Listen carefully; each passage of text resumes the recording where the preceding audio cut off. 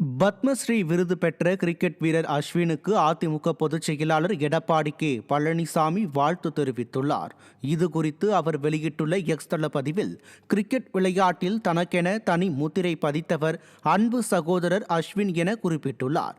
மேலும் கிரிக்கெட் வீரர் அஸ்வின் இந்திய அரசின் உயரிய விருதுகளுள் ஒன்றான பத்மஸ்ரீ விருது பெற்றுள்ளதற்கு மனமார்ந்த வாழ்த்துக்களை தெரிவிப்பதாக அதிமுக பொதுச் செயலாளரும் சட்டமன்ற எதிர்க்கட்சித் தலைவருமான எடப்பாடி கே பழனிசாமி பதிவிட்டுள்ளார். தாம்பரம் மாநகராட்சி பகுதியில் அதிமுக உறுப்பினர்கள் வார்டுகளில் அடிப்படை வசதிகள் நிறைவேற்றாமல் புறக்கணிக்கப்படுவதற்கு எதிர்ப்பு தெரிவித்து உள்ளிருப்பு போராட்டத்தில் ஈடுபட்டதால் பரபரப்பு ஏற்பட்டது.